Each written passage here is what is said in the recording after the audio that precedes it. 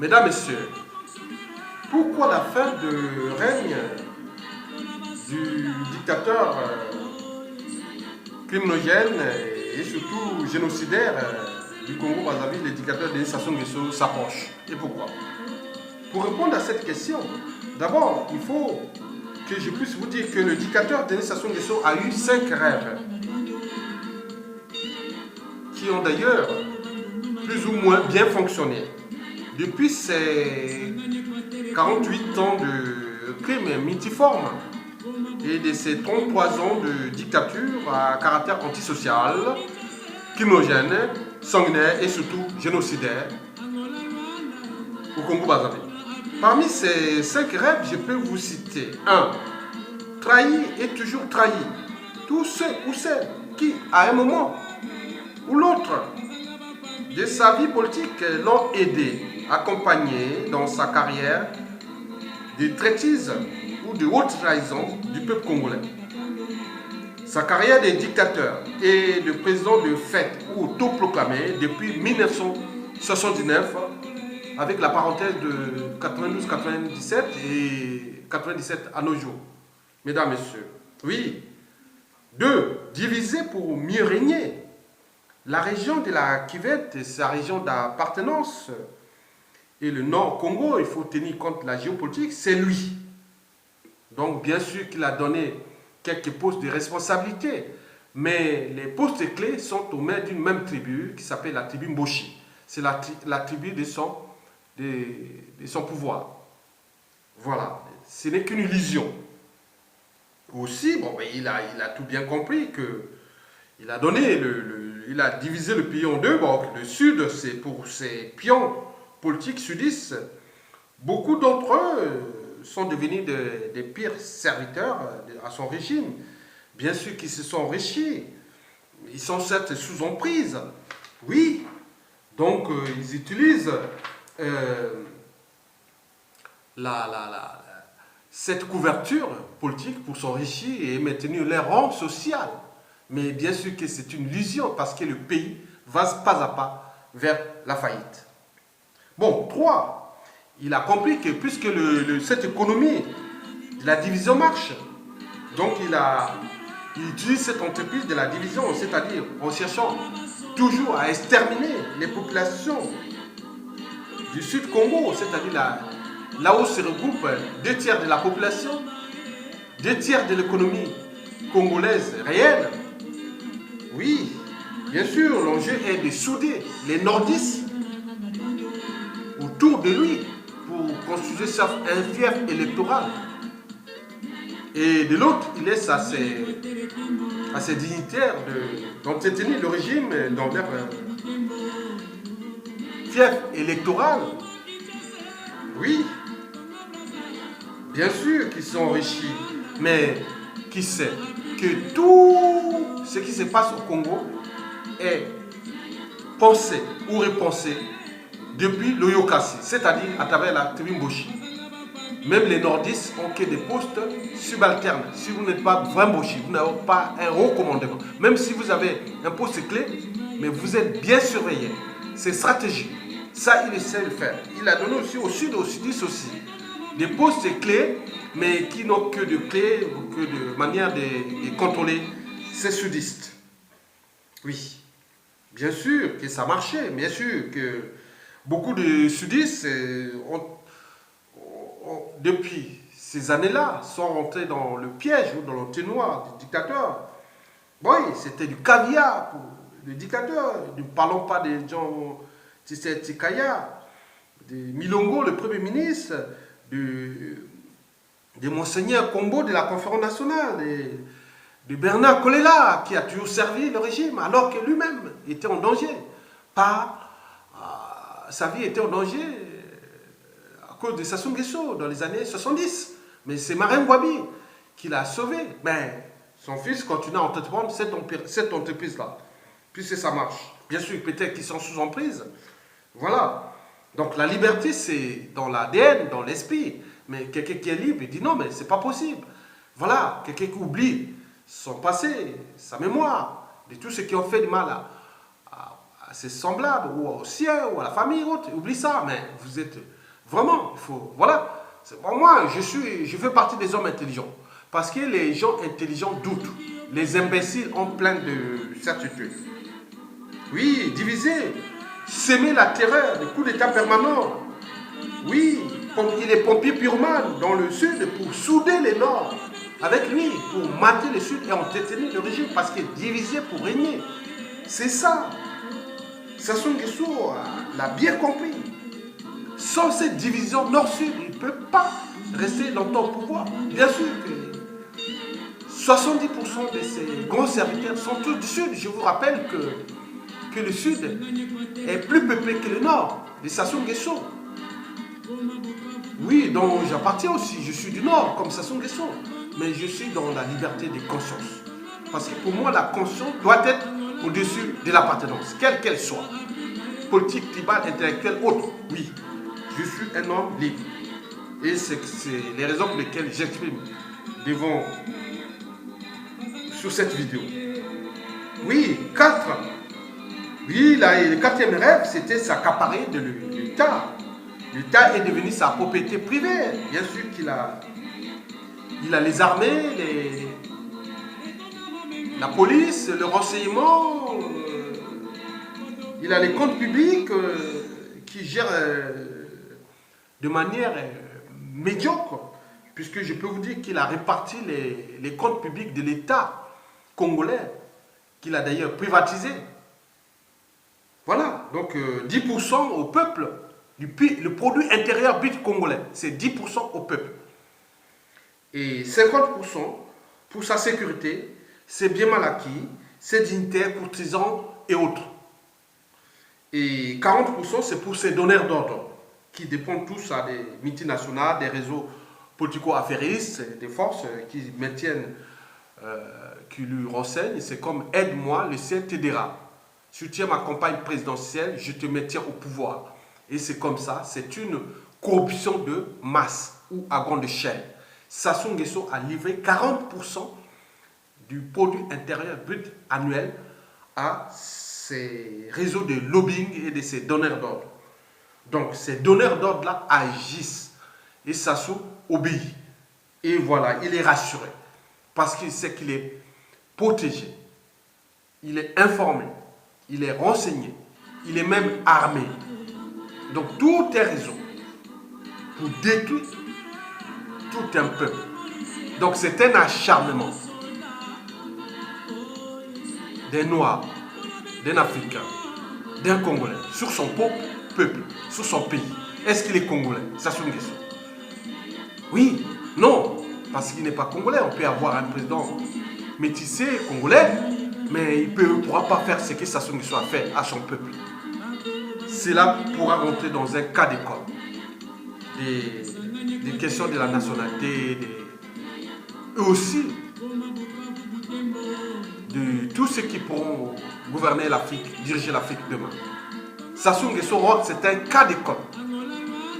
Mesdames, Messieurs, oui, le cinquième rêve de Sassou Nguesso, c'est surtout, vous savez que c'est un psychopathe, sociopathe, criminogène, criminel, autre, assassin, génocidaire. Donc bien sûr, il utilise les assassinats politiques, il s'opère par les empoisonnements. Oui, il a tout un réseau d'empoisonneurs à l'échelle nationale, aussi internationale. Mais si ça ne suffit pas, il utilise même des tueurs à gages et tout ça là pour tuer les Congolais, les contestataires, les activistes et autres. Bien sûr, ça ne suffit pas aussi. Il tue même ses illustres serviteurs qui sont devenus gênants parce que c'est une économie de la mort qui doit être renouvelée. Vous venez me servir et après, quand je vois que vous n'êtes plus utile, je vous assassine. Je vous invite, on va manger, on va faire ceci, les gens utilisent et humains. Et beaucoup sont morts dans ces conditions-là, surtout par empoisonnement. Bon, bien sûr, les dissidents aussi sont en danger. Oui, les activistes qui sont sur les médias et réseaux sociaux aujourd'hui. Donc il y a tout un réseau de crimes ou d'assassinats qui est déjà en cours. Parce que son but du jeu est de se maintenir au pouvoir, coûte que coûte, et sauver sa peau. En fait, c'est un lâche. Voilà, il sait bien que s'il quitte le fauteuil présidentiel, il est foutu parce qu'il connaît bien la puissance d'un État. Et c'est pourquoi il a voulu même utiliser avec son article 95 là sur la sortie de la CPI. Bon, comme si le peuple, la justice universelle ne pourra plus agir. Mais non, il se trompe. Voilà, c'est un ton. Bon, les conséquences sont bien réelles. Oui, 9 familles congolaises sur 10 ont désormais des embrouilles avec les dictateurs. Et lui aussi. Oui, qu'il soit du nord, du sud et autres, c'est ça le danger pour lui. Qui le sait d'ailleurs. Bon, bien sûr, les conséquences, c'est que le pays est en faillite. Il est en phase de cessation de paiement. Donc, défaut de paiement. Parce que Sassou Nguesso n'a pas agité ses neurones depuis ses 32 ans, 33 ans de dictature. Il a calqué sur l'économie congolaise qui est sur le pétrole et le bois, qu'il gère d'ailleurs de manière opaque. Et quelques aides par-ci par-là.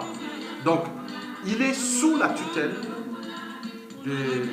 des compagnies pétrolières, qu'il alimente d'ailleurs par les réseaux des cargaisons qui perdent dans les mers et autres.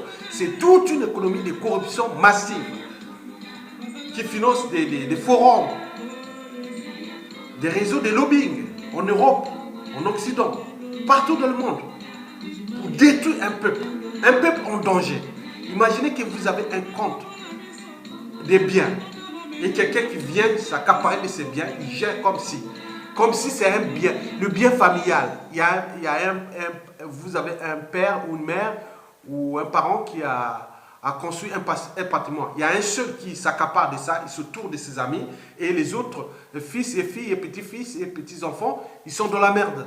C'est ça ce que Sassou Nguesso fait. C'est immoral. Et on ne trouvera ça nulle part ailleurs. Même en Corée du Sud. Même en Europe, les pays scandinaves, même aux États-Unis, même en Amérique latine. Non, c'est du jamais vu. Et ça s'est fait, se passe quelque part en Afrique par un noir. Il s'appelle M. Denis Sassou Nguesso. Oui, bon. Bien sûr que le pays est en faillite, il est dans un désordre total, il risque un risque de somalisation et de chaos. Et ça, les investisseurs n'aiment pas. Bien sûr que ceux qui ont atteint le régime disent, bon, on prend tous les risques pour maintenir notre pion, puisqu'on est en face d'un pays qui est peu peuplé, mais riche en ressources naturelles. Donc, c'est des gages d'hypothèques. On peut gager les forêts congolaises, on peut gager tout, parce que là-bas, c'est l'Amazonie de l'Afrique. Imaginez que vous avez une partie de l'Amazonie de l'Afrique et une partie de l'Europe et de tout ce qui est des terres fertiles et autres. Donc, pour eux, pour lui, bon, ils s'en foutent. C'est comme si le Congo n'existait qu'avec lui.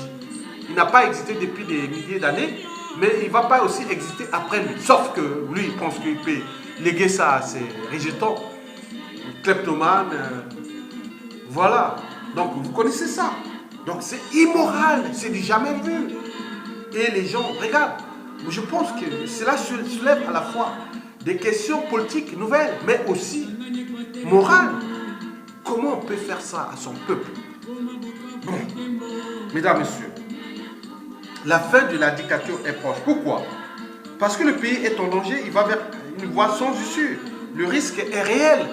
Oui, bien sûr qu'il y a des situations endogènes que je vous ai précitées, mais il y a aussi la situation périphérique qui va se passer peut-être en RDC, étant donné que la plupart des opposants, République démocratique du Congo en face, bon, bien sûr que les rejetons moitié-moitié, il peut compter peut-être sur son côté maternel pour faire tout ce qu'il pourra faire. Mais non, un Zaïrois ne sera jamais président au Congo.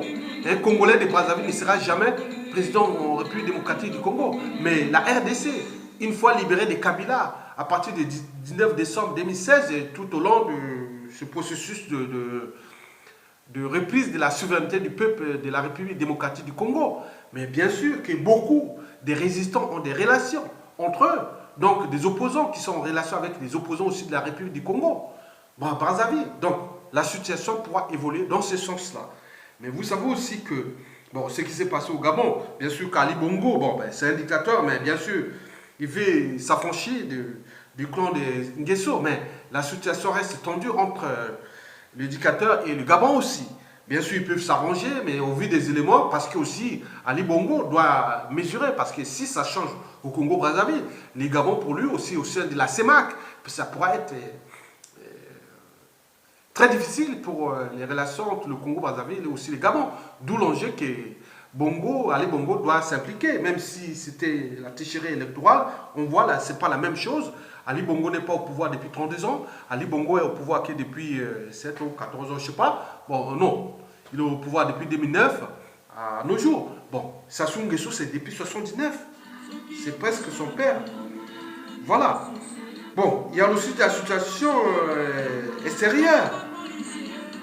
Donald Trump a dit que, bon, le dictateur là, il est contre la corruption générale. Donc, les marges de manœuvre du dictateur aux États-Unis pour aller corrompre sur la place de Washington ou de New York, les marges de manœuvre seront très très étroites.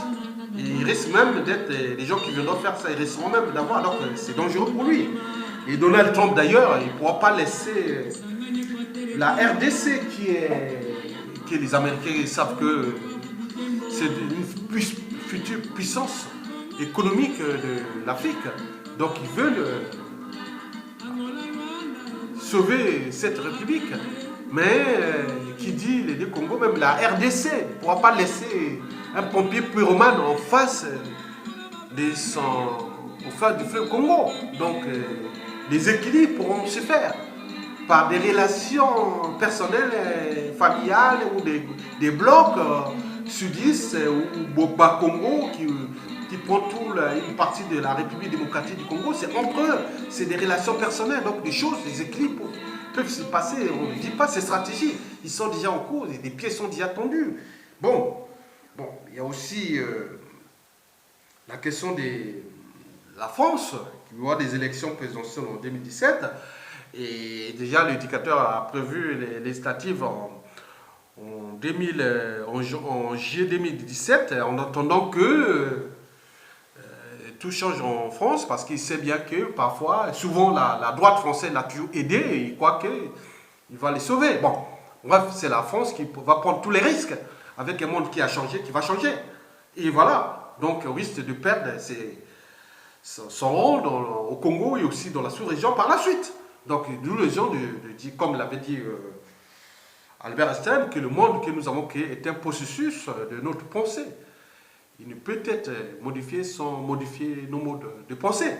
Donc, la pensée politique, les stratégies, la géopolitique, il faut aller en avant. La vie, c'est comme à bicyclette. Pour garder l'équilibre, il faut avancer. Si la France ne puisse pas avancer, tant pis pour elle. Il y a déjà des concurrents britanniques, allemands, qui commencent à alimenter les amalgames sur le fonds CFA qui alimente plus du tiers du budget de la France. Donc, c'est des situations qui vont évoluer avec tout ce monde qui suivent, voilà. Donc, il faut voir ça dans ce cadre-là. Le but est d'avancer globalement en tenant compte que les gros poissons mangent tous les petits poissons et aussi on peut trouver des stratégies, même les petits poissons ont trouvé des stratégies pour se défendre. Mais aussi les gros poissons peuvent dire non, mais on ne va pas tout capter. Vous voyez, dans la nature. Les félins n'attaquent pas les proies pour tuer tous les proies. Ils prennent la juste part. Mais pourquoi? La France continue à entretenir ce monstre qui est en train d'essuyer son image. Mesdames, messieurs, oui, les stratégies sont en cours, ils sont élaborés. On est dans une période d'accalmie. Bien sûr que le pays est ingouvernable, il y aura des actes de sabotage et autres qui vont se dérouler. Le pays est ingouvernable, irresponsable, parce qu'on dit, comme les gens disent, hein, la France, quand il y a eu la débâcle, la France a fait couler toute sa flotte au large de Toulon, à Toulon pour sauver la France. Mais le Congo est en train de faire des actes de sabotage dans ce sens-là. Sauver le Congo en détruisant d'abord pour ne pas que Sassou Nguesso puisse, pour nuire à ses forces de nuisance. Et après, on va reconstruire le pays. C'est un pays peu peuplé, il y a tout. Il y a des intelligences, tout est repensé. Il n'y a pas de problème. Donc, la chute de Sassou Nguesso est proche. Je vous ai donné la situation endogène, la situation endogène, c'est-à-dire nationale, la situation périphérique qui se trouve autour du bassin du Congo, et aussi la situation internationale, dont l'arrivée de Donald Trump à partir du 20 janvier 2017, qui est contre les dictateurs. Bien sûr que c'est un homme pragmatique, il veut le marché, mais il veut pas, les États-Unis ne vont pas garder les rangs dans cette sous-région avec un voisin qui peut perturber leur pilier en Afrique centrale, qui est la République démocratique du Congo. Bon, bien sûr, la France va comprendre les enjeux, il va faire son truc, d'où l'enjeu aussi de mettre vos programmes pour s'affranchir de cette Afrique francophone ou du franc CFA et de tous ces trucs-là. C'est un processus. On ne va pas arriver, on ne va pas busquer tout comme ça. Non, ça va être un processus, ensemble. Mais dans le sens d'avancer ensemble, créer des blocs qui sont dynamiques à cette échelle-là. Mesdames, Messieurs, je vous remercie.